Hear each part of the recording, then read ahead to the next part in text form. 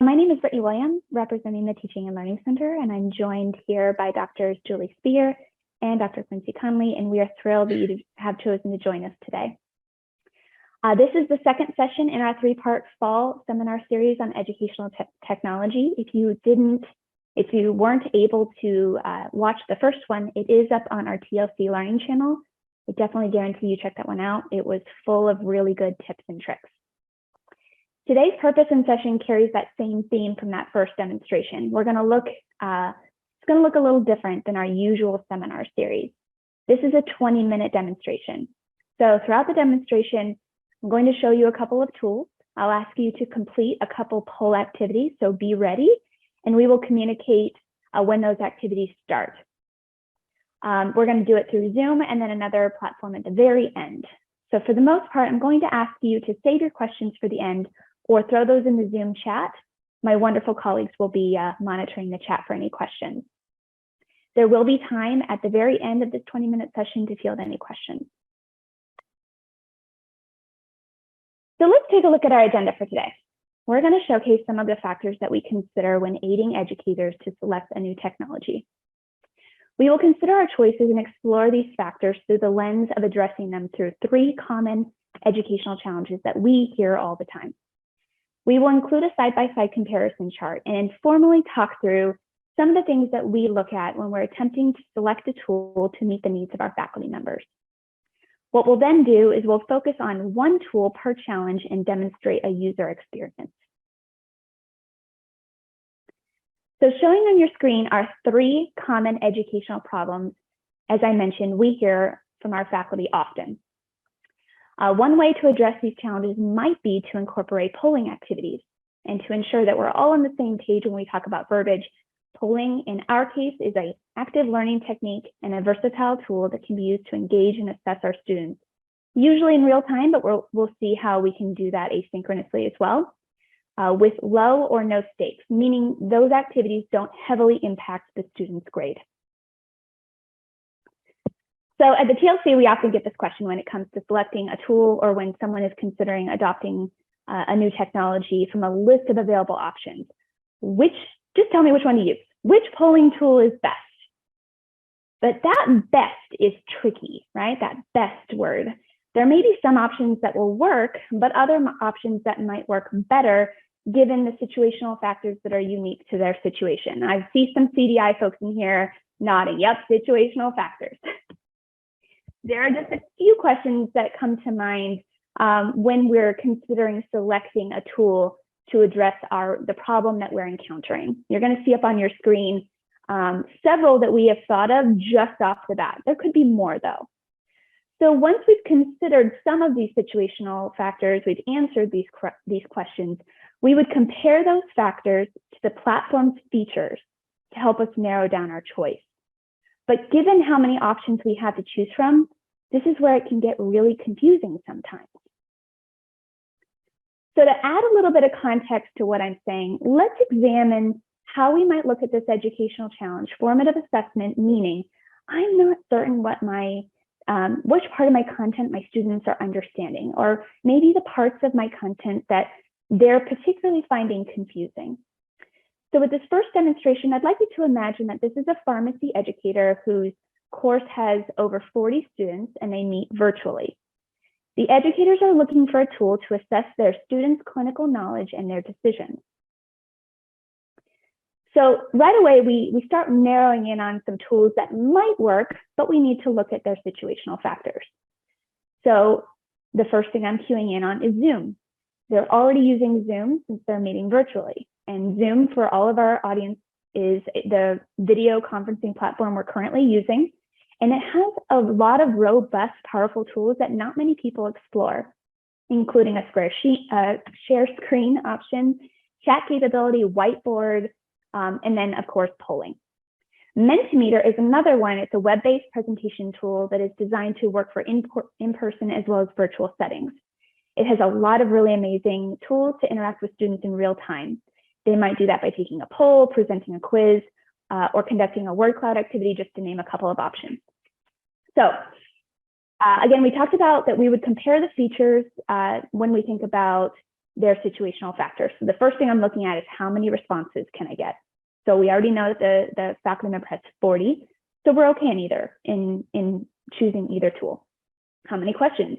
This might be very specific to the faculty member. Well, I have 100 questions that I need to be able to do that. Please don't do that to your students, but if you did, we might have some limitations in choosing a tool here. How do students access? So if time is of the essence, maybe I don't want to push out a new application or bring over a new web browser. That takes time sometimes, right? So this is our process where we sit down and we compare side by side. So we would just keep going down through the features, and we're going to narrow this conversation down to one. For the purposes of the first demonstration, let's take a closer look at Zoom. That doesn't mean that Zoom's polling options are better than Mentimeters. It just means that we're going to narrow down one, and we think, given that they're already using Zoom, that would be a much more seamless transition. So by incorporating these formative assessments, you can quickly assess their students' clinical knowledge and decisions, which was important to them. Now, when we think about formative assessments, we might immediately think about a multiple choice quiz that quickly tests our students' lower level knowledge, but there's more we can do with it. So for this next example, I'm going to show you how someone used Zoom polls to engage their students in a clinical scenario, choose your own adventure.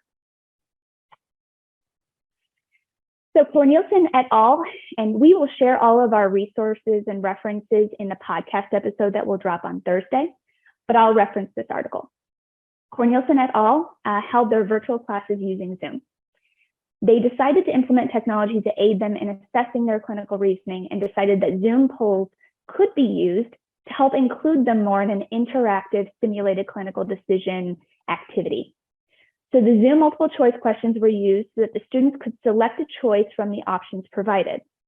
Their selections would take them down a different pathway as that choose your own adventure activity. Once the students selected the choice from the Zoom poll options, the feedback and any additional information would be provided in the form of patient videos on the next slide. So think about like a simulated patient responding to their choice.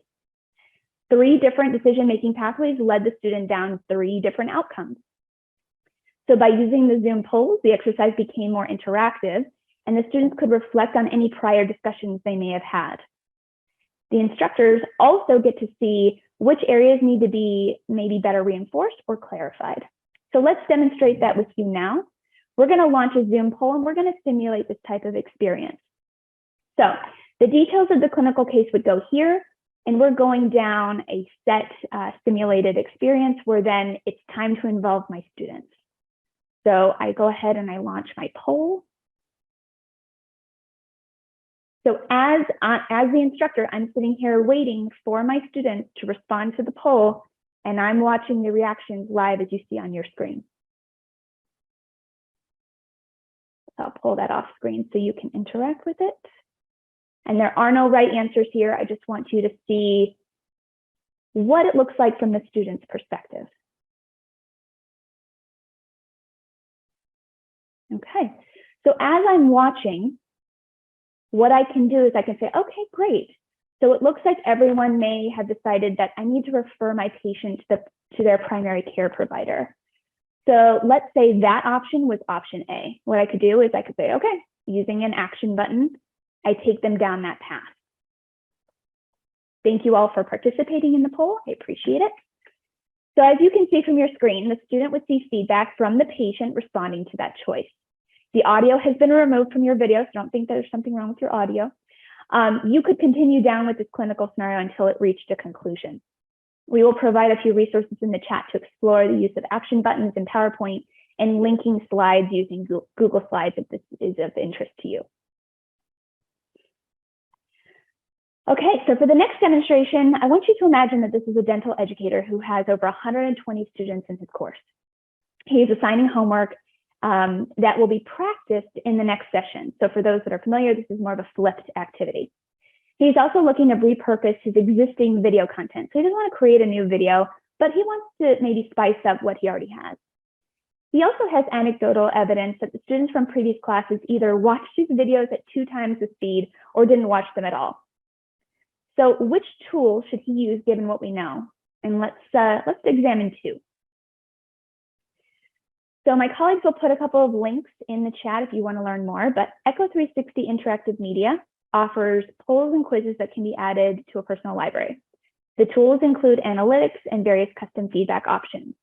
Whereas not many people consider Google Forms, but this is a free online tool from Google, and it allows users to create forms, surveys, even quizzes, and it works really well collaboratively. So educators might decide to use Google Forms to assess their students' engaged pre-existing knowledge. So we go down that same pathway. All right, here's a lot of students. We seem to be okay there. Number of questions might be a factor. We haven't heard how many questions he wants to add, but given that it's a video, we want to maybe keep those questions brief, just making sure that they are engaging with the content. How do students access? Well, we know they need to access on their own at home, so that might factor into our choice about which tool might be best given that context. Reporting options, he wants to maybe see who's watching the video prior to coming to class. So we're going down feature by feature and comparing it to his situational factors. So for the purposes of this next one, let's narrow our focus and take a closer look at Echo 360. So in order to create that more engaging experience and encourage his students to come prepared, he wants to make a change to his existing video by implementing a couple of poll questions using Echo 360 Interactive Media. Now, the following 2-minute video shows a very quick view from both the student and the educator's perspective. We have removed the video or the audio from the video so that you hear my voiceover. It is rather quick, so we will put the link to this video if you want to watch it back in the chat here in just a few moments. First, we will demonstrate the student's experience. The educator has embedded the Echo 360 interactive media into the associated Canvas page for the week. The student can choose to watch the embedded video in Canvas or expand the video to make it larger.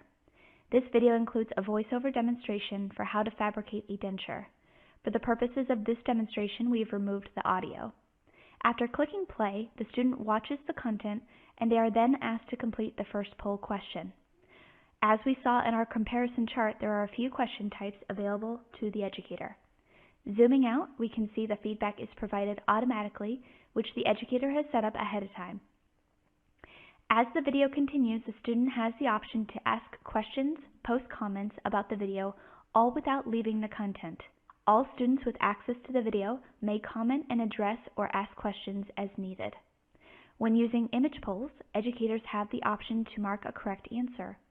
If a correct answer is indicated, the educator can provide unique feedback for the correct or incorrect answer. They may also provide general feedback if no correct answer is identified. Embedded questions prompt students to demonstrate their understanding of the topic. The option to require justification allows the educator to see their thought process behind their answer.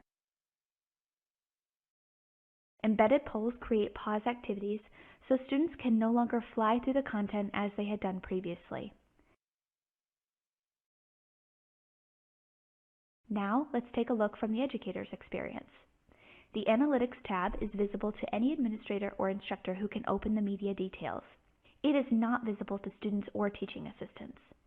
As you can see from the screen, the Analytics page for a course or section provides a lot of information regarding the student engagement and classroom participation. By clicking on the Polling tab, educators can quickly see who have completed the polls, the number of correct and incorrect responses, and the responses to any open-ended questions. The date the activity was completed can also be helpful, especially if, like our example educator, the activities have to be completed by a certain date and time. As the instructor can review the details regarding who completed the videos through the Analytics page, students may be more motivated to complete the assigned activities. Okay, so our final demonstration is an anatomy educator who teaches in person with 50 students. The polling option should allow the students to test their knowledge at their own pace while providing some customized feedback on their answer choices. So based on what we know, let's narrow this down to 3 different tools now that might work given our situational factors. So we have Socrative, that's an online tool for teachers to give quizzes, on-the-fly assessments, and you can create some pretty incredible, highly customized feedback options with this tool. Poll Everywhere is a dynamic online polling platform, very well known lots of different ways that you can access the polling questions. Works really well with formative assessments. And then you have Kahoot, which is a digital learning platform that uses a quiz style games platform, and it offers a bunch of different question types. It uses gamification elements, including a timer and music and competition to help it make the experience more engaging. So given what we know about our instructor and given what we know about these tools, we want to focus in on Socrative for this next demonstration. So the next sped up demonstration highlights an option that our educator might try, given that they want to provide their students with a low stakes quiz opportunity, but they want to give them a lot of information back. So they want to give an explanation, they want to give feedback, and they want their students to have a self-paced option when testing their knowledge. First, we will demonstrate the student's experience. Socrative is a great tool for live engagement sessions. Students enter the educator's room number and their name to access the poll activities. The educator has multiple tools within Socrative that can enhance the experience, such as instant feedback so that students can receive immediate correct and incorrect feedback explanations after every question. As you can see from your screen, the educator can provide a longer explanation and can point to references so the student has direction about where to turn to should they have selected the wrong answer. Thinking back to the comparison chart, educators can choose from a variety of question types to quiz and poll their students. If the question includes an image, students are able to click on these images to zoom in and see the image more closely. The educator may allow students to skip questions, edit their answers, and navigate at their own pace if they chose. They also have control to display the final score at the end of the quiz if they selected the setting option.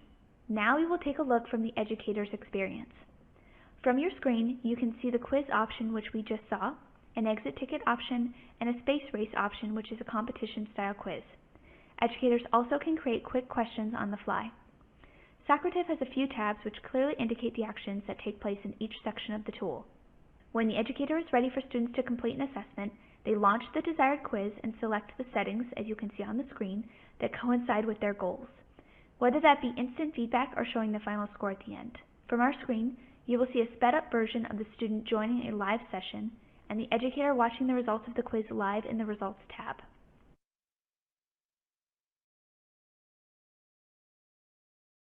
This tool allows the educator to monitor student progress during the quiz.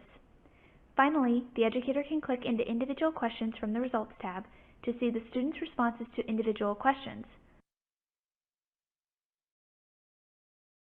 Once complete, different report types may be downloaded that capture the results of the quiz.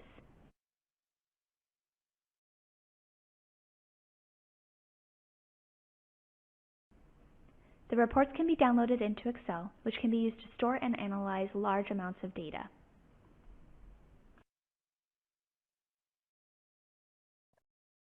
Okay, so as I mentioned, a much more sped up version than you would have as the instructor.